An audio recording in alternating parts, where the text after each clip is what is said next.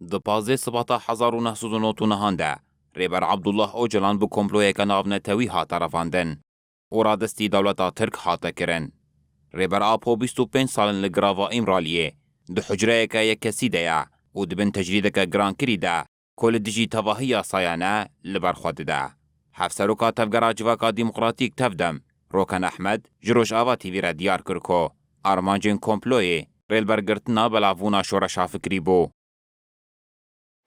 هدف آرمانجین قمپلو شر جهانی یکمین، شر جهانی دویمین، شر کی ریبر آپو، شر کو ایرو ته مشاندن، شر جهانی یسیمین ناولیکر.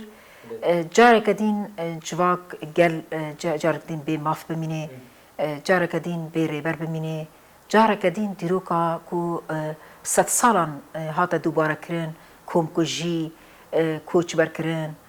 باجار ویران کرن، گند ویران کرن، جاره کدین دوباره دشمنتیا گلان، جاره کدین نودا وجین کرن بو. روکن احمد لسر فکری ریبر عبدالله اوجلان نرخاندن کرو داخویا کرن کو ریبر آپو خوست جی تواهی جهانی را بیشه دجمنایتی دناوا گلانده تونیه دجمنی مزن دسلا داریه جیبروی کمپلو لدیجی ریبرتی حاده مشاندن.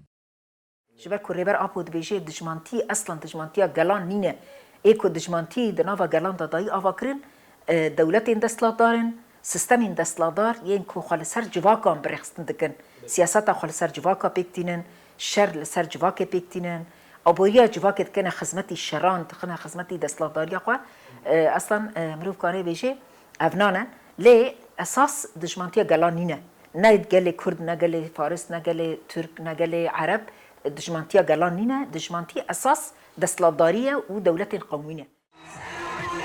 افسروکا تفگرا جواکا ديمقراطيك تفدم روکن احمد دداویا نرخاندنین خوده بانگل همو هزین سیاسی، نشتیمانی، کردستانی و پیکاتین حرم باکور و روشلات سوریه کر کش با پارستان نرخین ریبر آپو آستا تکوشینه بلند بکن.